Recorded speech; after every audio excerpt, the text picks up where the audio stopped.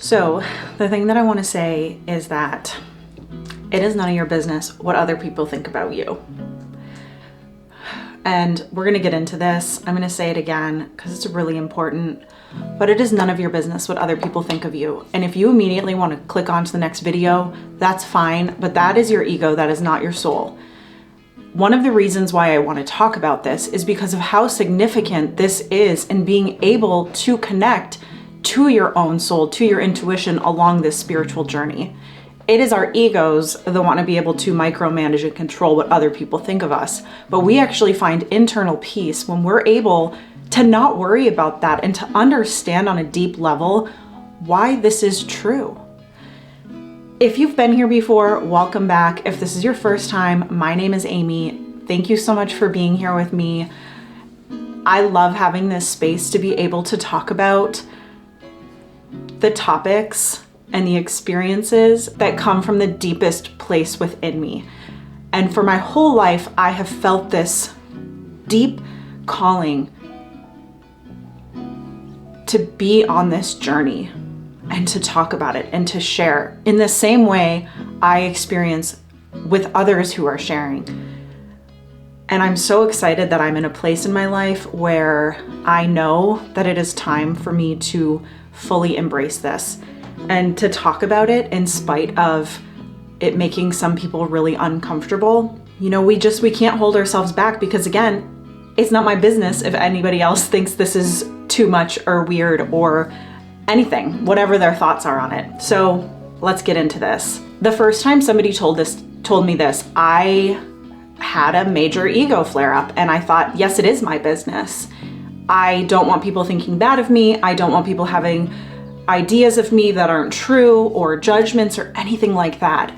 And it took a while of me really reflecting on this to be able to really find full surrender in it. It's almost like I had to go through situations over and over with people who I knew I was being judged by or just had a different idea of me or maybe misinterpreted something I said. I needed to go through that enough times with this idea in mind to be able to fully embrace it and to apply it in my own life, meaning removing my ego and the idea that it is any of my business. I feel like this is really tied to taking things personally. When we take things personally, we are making other people's realities all about us. And if you think about yourself and your experience, you're generally thinking about you. You're thinking about the things that you said or you did and how that comes across to other people. You're not really thinking about other people doing that for the most part. That's how other people are too. We're all mostly thinking about ourselves, but it's how we're thinking about ourselves that really matters. And yeah, there can certainly be a very narcissistic end to this and also just a very passive way of approaching that too. But I'm speaking as if we're coming from a place that's balanced and self-aware. And part of getting to that is understanding this aspect because for me, especially as an empath, a highly sensitive person, I thought so much of the energies I was picking up on were mine. And it's taken me understanding this to be able to dissolve so much of that also. Communication is really important, and it is very, very important for us to communicate with the people around us. But within that, I feel that there's also a responsibility we have of recognizing this very thin line of when we're communicating, but then we're still blaming others for how we feel or being a victim within that. And for us to be able to fully align to ourselves, we need to look inward when we feel triggered or upset.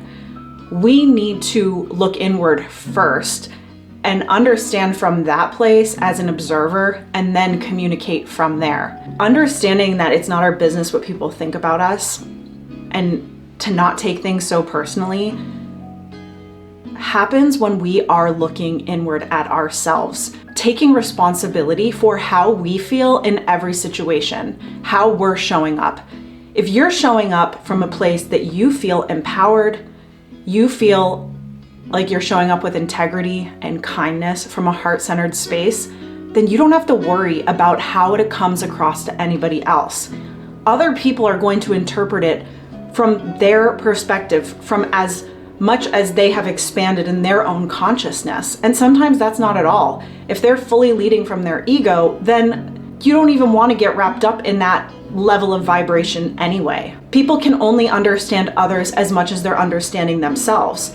And so if somebody's having a hard time understanding themselves, they're going to have a hard time understanding you.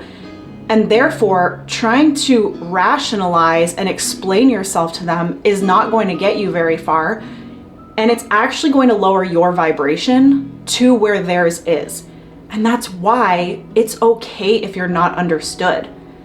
People are only going to understand you from the perspective they're able to see from. And if they're not interested in opening up their minds and their perspectives, then they're not going to be able to see you fully for who you are and the way you see yourself. When someone is identifying from this place of it is their business what others think, and that they're taking things so personally, other people's actions and behaviors, they're not feeling very good. They're not validating themselves. They're not loving themselves from a healthy, balanced place. They're looking outside of themselves for validation. And when we're looking at all these different aspects outside of us for validation for how we feel, we're not going to feel that good, because on top of it, every single person outside of us is going to have their own unique experience and perspective on us, and none of that is our absolute truth anyway. This is what can make us feel so drained, so unsure, so indecisive, because we're thinking to ourselves, oh, well, it could be this or it could be that. Somebody said this, somebody said that. Maybe that's what I should do. Maybe it's this, maybe it's that. When we can just quiet all of that and not worry about how somebody else is seeing us, and use that energy instead to learn about who we are when we strip away the judgments and the influences of the world around us, that is when we are able to fully embrace our empowerment, our self-love, self-care, self-respect. An example, especially for women, and body image and how we feel about ourselves. If you're in a room of women who are insecure, and let's say you walked into that room and you were feeling pretty good that day, pretty confident, your energy is in a good, balanced place. But you're still very influenced by the energies, opinions, judgments of others. You go into that space and you hear people talking about their insecurities, and you can feel them looking at you and judging you, and you leave feeling so much worse. This is not because you didn't look great, or you didn't go in feeling great, or you should have worn something else, or your new wrinkle is so obvious to somebody, or the pimple on your face. It's not about that. It's that you went into this space and you picked up the judgments and energies of the people around you, and you were influenced by that, but they're not yours. And where those are coming from in someone else is their own insecurity, their own ego, that they're then projecting as a way to compare and seek outside of themselves for their own validation. Another example I'm going to give of where I am feeling this in my own life is, and I've been talking about this on here, my career. I've been around family a lot, and I'm really seeing how influenced I've been by my whole family, extended family's idea of success. And it's probably very similar to yours. It looks like what you would see on paper, and there is nothing wrong with that. And it is such a huge part of each of our journeys. But for me, in this lifetime, that is not what my focus is. That is not where I'm finding satisfaction in my life and joy on a regular basis. And in fact, when I'm doing those things, there is something within me that is telling me this is not what I should be focused on. What success looks like for me is very different than what it looks like for other people, and that's okay.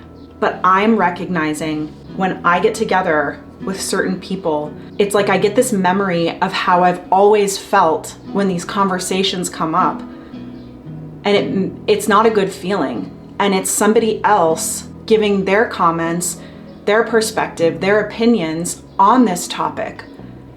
And they make comments to let me know that they're judging me, that they don't agree with some of the decisions that I've made, and they are concerned about decisions I may make in the future because it doesn't align with their idea of success.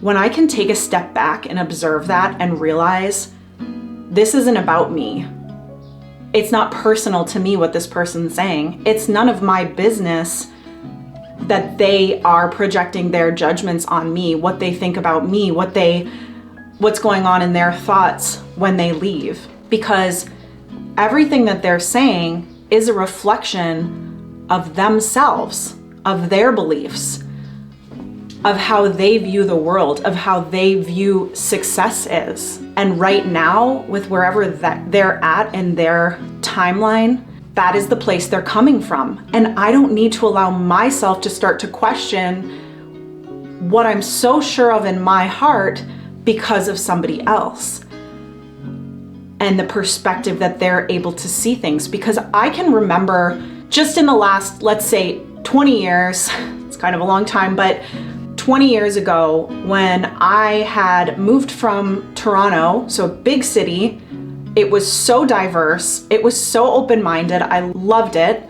And then I moved to a small town in the Midwest, and everybody was white, and I noticed the difference. But then I went to high school there, I lived there for a while, and I was able to clearly see the difference of how I was influenced when I lived in Toronto and how I was influenced when I lived in a smaller town. And there are certainly benefits to both. But how this relates to the topic today is that I can look back, I can see my behavior of where I had judgments that were influenced because I was in a very specific environment, and that's kind of what everybody was doing. That's why our community and our culture matter so much. There is an energy. Eckhart Tolle talks about that. There are these pain bodies. And I see that in judgments as well, in how people see the world. If you are not exposed to new ideas and experiences, it can be very hard for you to realize that there are other experiences, that there are people who are different, but it's not bad. After my time in my small little town in Michigan, I then moved to Chicago, and I felt like, oh my gosh, this feels so good to me again. It felt familiar because of my experience growing up in both Toronto and the surrounding area. However, I look back on moments when I felt so embarrassed of things that I said and did and judgments that I had, but how quickly, thankfully, I was willing to see that, to feel an embarrassment, to feel a judgment, and realize this isn't mine. I don't want this. I don't want this to be the way I'm coming across or how I'm making anybody feel.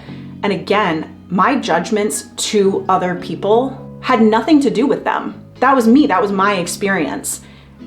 And thankfully, I have continued to live in different places, different states, different countries, and be able to have these experiences where I've been able to shed the influences of the people around me and to open my mind and to simply observe and love people for exactly where they're at. It's taken me finding humility within my own judgments, within my own limited thinking, to be able to shed that and let go of so much of that. Not only for how I'm coming across for people, but in understanding when other people are still in that space themselves, and it has nothing to do with me. It's not my business. Being able to really understand this from a conscious, self-aware space, from a place that is coming from humility, and that for me is from your highest self.